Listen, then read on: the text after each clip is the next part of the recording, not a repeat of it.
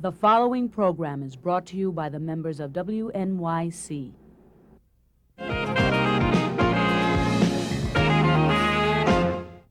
Okay, let's go! Let's move, come on!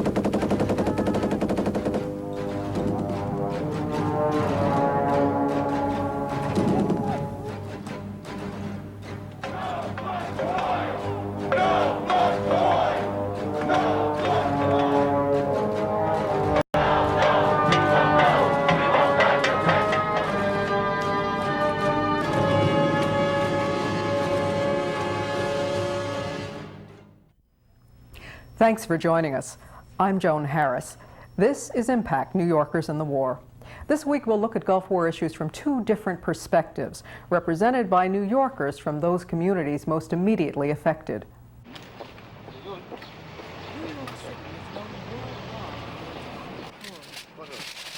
it harbors so many differences, a crisis on the scale of the Persian Gulf War poses special challenges to interglobal relations.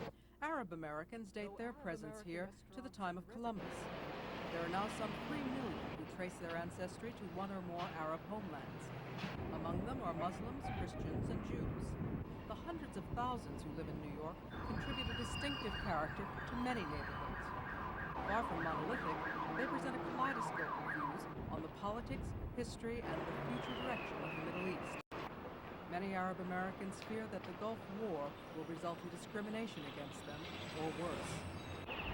Jewish Americans also share personal links with family, friends, and co-religious groups. Of the estimated 6 million American Jews, almost 2 million live in the greater New York area. The largest local Jewish population in the world, including Israel. 60% of them are members of religious congregations, Orthodox, conservative, Reconstructionist, or Reformed. They too hold widely divergent views on Middle East issues, and they remember with pain the eruptions of anti-Semitism that cloud their history. Our guests are Professor Noubar Hovsepian, a professor of Middle East politics at Hunter College. Professor Hovsepian was raised in Cairo and in Beirut, and Rabbi Mark Tannenbaum, who is a consultant to the American Jewish Committee. Welcome to both of you. Let's begin by looking at the labels that have been attached to this war. George Bush attached the label of just war, and only a few days ago, King Hussein of Jordan called it an unjust war and said that it had become a war against Arabs and Muslims, not against Iraq alone. Rabbi, is it a just war? Well, I think from the perspective of the moral theology, certainly of Jewish tradition, and I think of major aspects of Christian theology as I know it, it certainly can be defined as a just war. That is to say, one must use, under just war theology teaching, every possible means to pursue peace, diplomacy, negotiations. Once they are exhausted, then every sovereign nation has a legitimate right to defend itself. The invasion of Kuwait was an act of clear-cut aggression. It was as clear-cut as the aggression of Adolf Hitler against Czechoslovakia and Poland. And therefore, if there was justification for standing against Hitler and his expansionism and his destruction of human life and property, by extension, there is equal justification for trying to defend what is left of the Kuwaiti people and their sovereign nation. Of course, the Catholic bishops say that it is not a just war because it is disproportionate. The whole theory of proportionality, that this is not proportionate to what is needed. And the Episcopalians, of course, linked the Palestinian issue. They think it is an unjust war. Can you talk a little bit further about Jewish theology and how it justifies this war as a just war? Well, first of all, I know a good deal about the Christian responses. That's been my area of work now for 30 years. The Catholic bishops have issued, in fact, a quite moderate statement, which they have since modified. And in fact, Cardinal Law of Boston issued a statement a week ago in which he said that this is a just war, and the United States and the Bush administration are justified in their activity to contain the excesses of Saddam Hussein's administration. He concentrated especially that the core of the issue, which is being lost, is the naked aggression against Kuwait, and literally the looting and the pillaging and raping of a society. And when you talk to hostages from Kuwait, you realize how great has been the destruction. So I don't think there's any question from that point of view. Look, ideally, there is no question that I think most leaders in the Jewish community, most of our people, would have welcomed early on the possibility of negotiated peace, with Saddam Hussein agreeing to 12 United Nations resolutions to withdraw from Kuwait and allow the reestablishment of its government. We would have welcomed that. None of us wants war. I am as pained over the death of Iraqis and Kuwaitis as I am over the death of Americans and of Jews. They're all God's human beings. They're all creatures. But at certain points, I think we know that historically, appeasement can lead to even greater destruction. So it is, the issue of proportionality is subject to discussion. But clearly, given the magnitude of what Saddam Hussein has mobilized, it's a threat not only to Kuwait, it's a threat to Saudi Arabia, to all of the Persian Gulf areas. And ultimately, if he gets nuclear weaponry, it's a threat to the entire human family. Professor Hovsepian, the same question to you, and could you relate it to King Hussein's pronouncement earlier in this week? I find any attempt to pronounce war as just as at best spurious activity. The question of was everything done to prevent war? Perhaps one need look at the articulators for the war option as the desired option and see what was the bottom line of their position. The best articulator of that was none other than Congressman Solars. He articulated that also in an article in the January 7th to 14th issue of the New Republic. What is the bottom line argument that Congressman Solars presents? He presents something that he calls, we must go to war to avert a nightmare scenario. What was the nightmare scenario? It was not nuclear weapons that Saddam Hussein had. It was that in fact Saddam Hussein, by withdrawing totally from Kuwait, would pose a nightmare scenario in that the US would not have the chance to destroy Iraqi society. That's my addition to it, the military infrastructure, as Congressman Solars would have put it. Is this premise a just premise? I think not. I think perhaps we are best equipped to say that A, there should have been no war, and B, if we want to invoke the question of just war, let us put some facts before our eyes. If this is a war to dislodge Saddam Hussein as leader of Iraq, let me suggest to you that the greatest bombing that makes World War II look small today is targeting 18 million people. Out of the 18 million people of Iraq, 10 million of them are 16 years and younger. Might I suggest that at least some of those 16 years and younger are being incinerated by American bombs today? Let me then further suggest that the question that King Hussein has raised of an unjust war is precisely his contention that an attempt was made to resolve this conflict diplomatically. And he claims, and I think there's ample evidence as I'm now looking at a minute-by-minute reconstruction of what occurred from the 2nd of August through the 8th of August.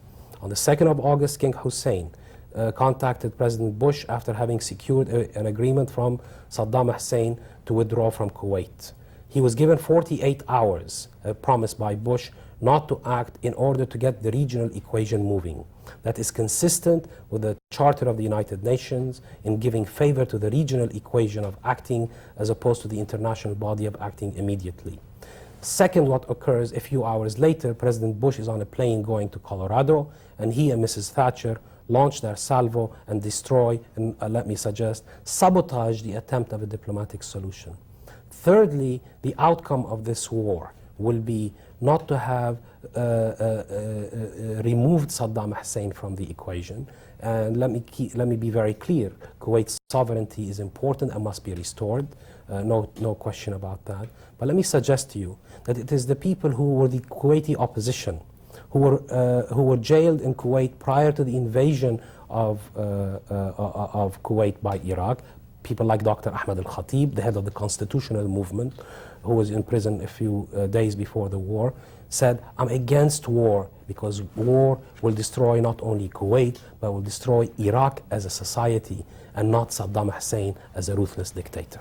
Well, look, I agree with you that the issue here must be a fundamental moral and political decision that the entire campaign must be focused on the administration of Saddam Hussein and those around him who made a decision to invade Kuwait, a fellow Arab country in terms of the theme of Arab unity, and that everything possible must be done not to allow this to spill over for the destruction of innocent civilian lives. And regrettably, many lives are being killed on all sides. When you throw out Scud missiles into Saudi Arabia and to Israel, you're not exactly being sensitive about civilian populations. But the thing that I think is very difficult for many of us to understand, certainly in the Jewish community, and I find this among many Christians as well, some 78% of whom, according to the last poll, support the United States action, is that there really is a basic dividing line, I think in certain parts of the Christian community in the United States and the Jewish community, namely that those who look upon this war in purest perfectionist terms, the kind of moralism, under no circumstances want to stand against this evil, really do so through the eyes of the Vietnamese War conflict. The Vietnamese War was a disaster for the United States, and they see the attack on Iraq and the whole Kuwaiti issue as another version of the Vietnamese folly, and therefore we dare not have anything to do with that.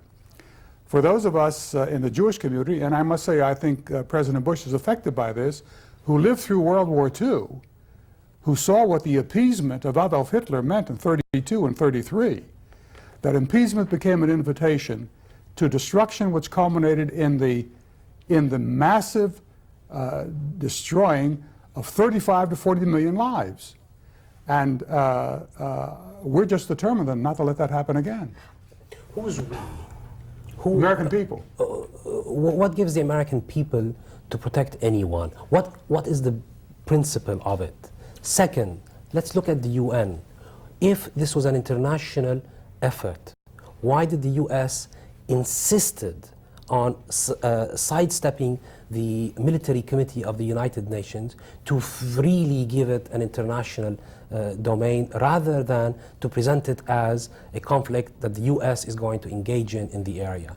And lastly, if this is about principles and the implementation of principles, let me suggest to you that the US is a violator of those exact principles in other incidents.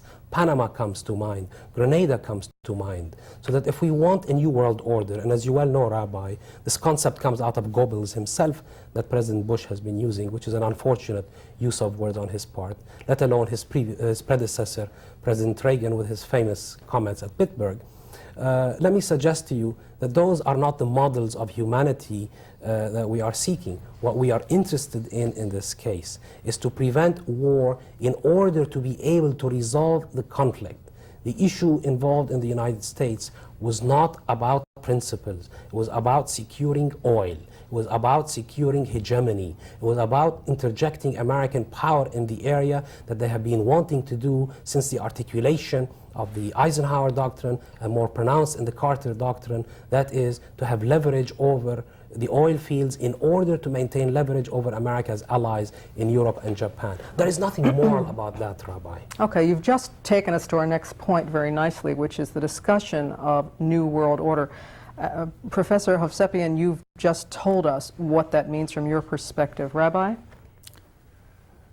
Well, I devoutly hope, I think many Jewish leaders share this with me, that as great as this tragedy is, that it come to an end very quickly, so that the loss of lives can be reduced and kept to an absolute minimum. But what does New World Order mean from your perspective? Well, Look, I appreciate Professor's whole approach toward internationalism and your own interest in the United Nations, as you indicated. But it seems to me that if one really wants to penetrate beneath the slogans of internationalism, then one must recognize what the Persian Gulf and oil interests, I mean, it's been made into a dirty word. If the oil interests come under the control of Saddam Hussein, it means that 85% of the oil of Japan comes into his hands. It means the 68% of the oil used by Germany and many European countries will be controlled by Saddam Hussein. It means that more than 40% of the oil of the United States. If you're talking about an international order, you must talk about economic justice.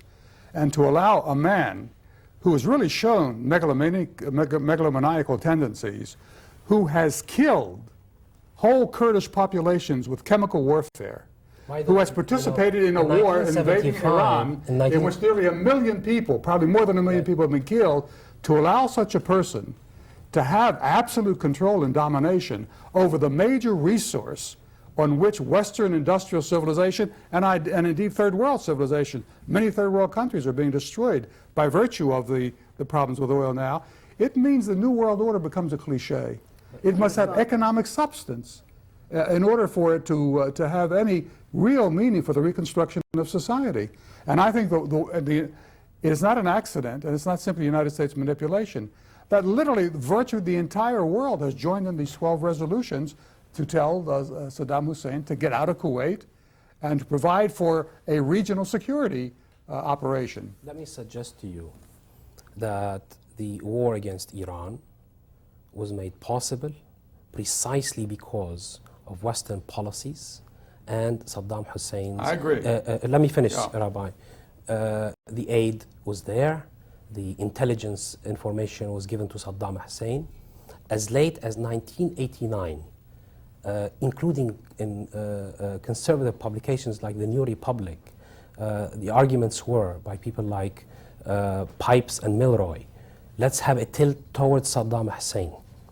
All right, so the point here is that if you want to hinge your argument on a moral basis, let us admit that America's position on the Gulf War, the first Gulf War, was horribly immoral. And therefore, it undermines its ability to project a new form of morality. Second, a new world order, as it were, as Secretary Baker has talked about it, and President Bush, Secretary Baker on the 17th of October, in front of the House Committee on Foreign Affairs, he says we want security and stability. What does security and stability mean?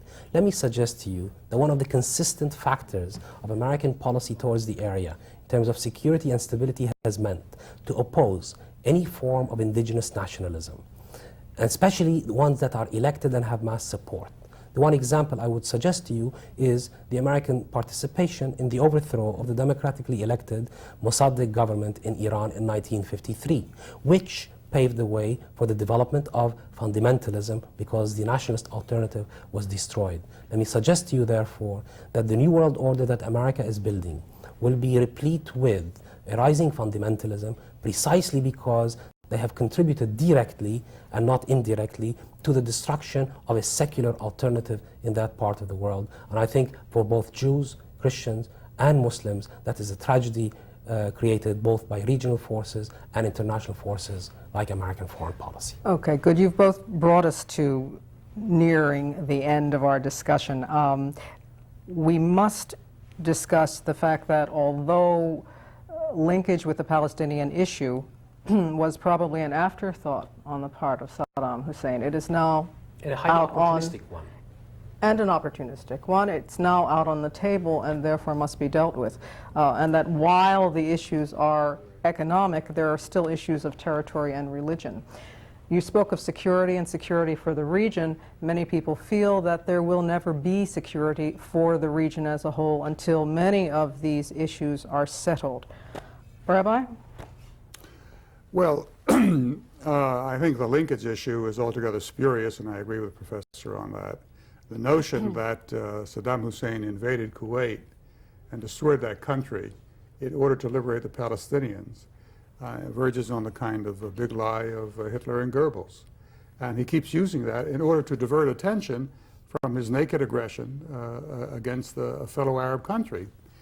The issues of the Middle East are, as Professor knows as well as I, if not better than I, are highly complex. The truth of the matter is, and I've been to the Middle East often, I've met often with Arab leaders and Palestinian leaders, even PLO people, which some of my friends are not happy about.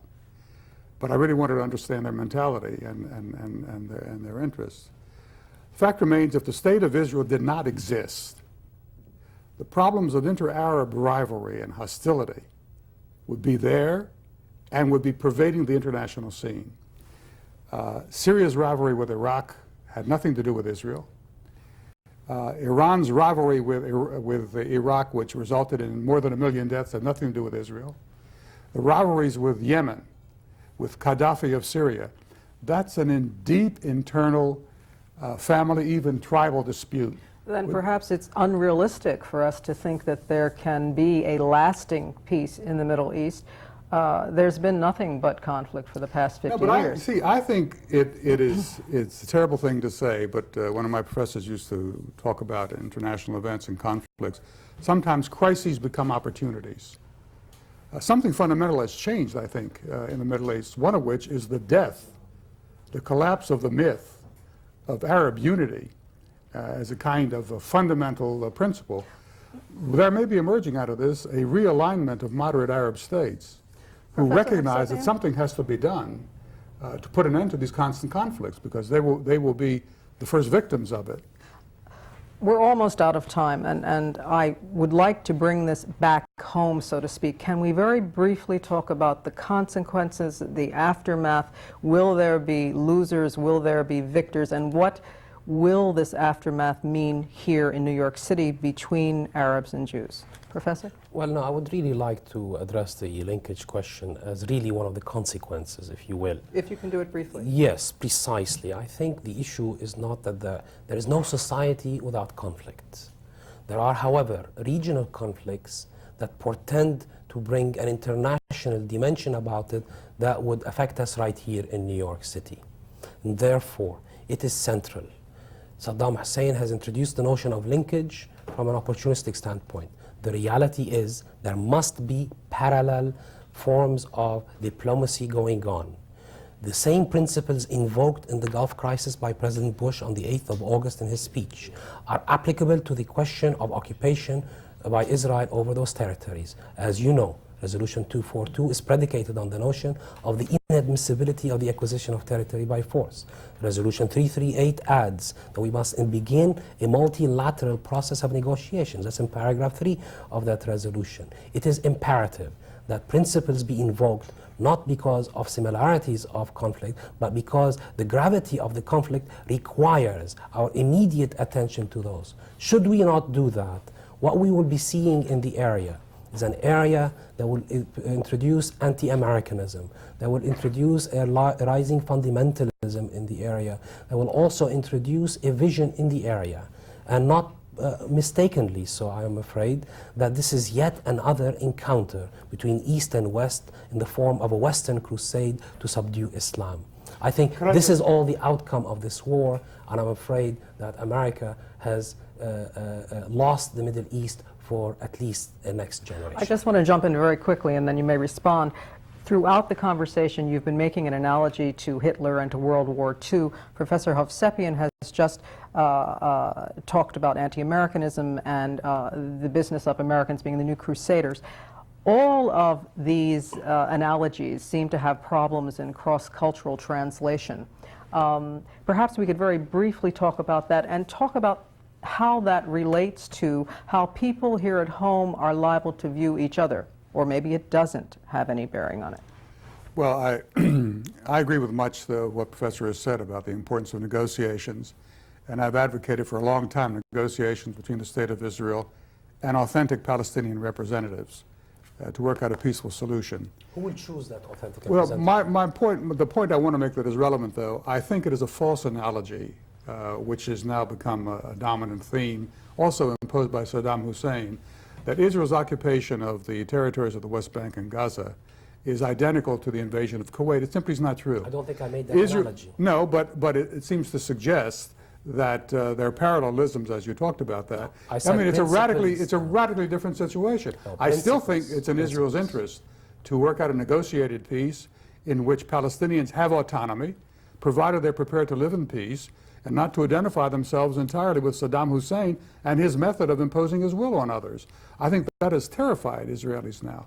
Their support of Saddam You know what Hussein... terrifies Palestinians is introducing a member in the cabinet from the moderate party whose official program is to transfer them out of the occupied territories. Yeah, so don't but talk to me about terrorizing. he has as much influence as Mayor Kahane had in the Israeli He's parliament. in the cabinet. No, yeah, but Mayor in the Kahane was in the Knesset, and he was thrown out of the Knesset by law because of his racism. And I'm sure that if the Moledet party pushes that kind of racism, you're going to find the Israeli people who are committed to a democratic ethos, many of whom, there's a Peace Now movement in Israel. There's no Peace Now movement in the Arab world. No, I'm afraid you're wrong. Well, I'd like to see it. Gentlemen, one final word before we wrap up. What will this mean to the Arab community and the Jewish community here in New York City?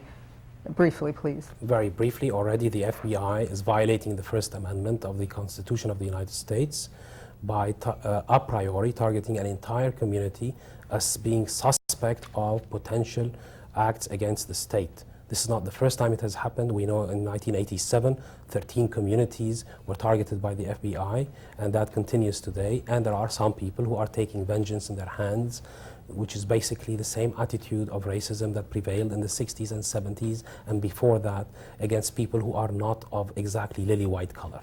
I think that's terrible, and several Jewish organizations, including my own, have condemned that action and have called on the FBI to cease and desist from creating this kind of collective guilt. I think what is necessary is there are a number of dialogues which have been going on between Jews and Muslims, Jews, Christians, and Muslims, where people really try to understand each other, and especially the Middle East issues. That's got to be intensified. I hope that this has begun, that dialogue. And I want to thank both of our guests for a really stimulating discussion. Would that we had more time. Professor Nubar Hovsepian, Rabbi Mark Tannenbaum. Thank you both. I'm Joan Harris.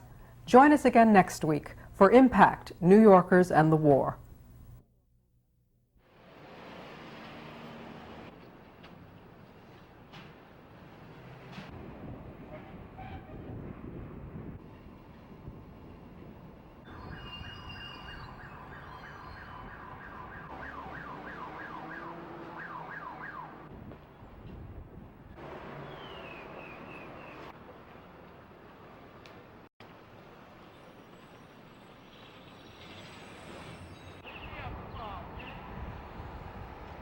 Not my choice.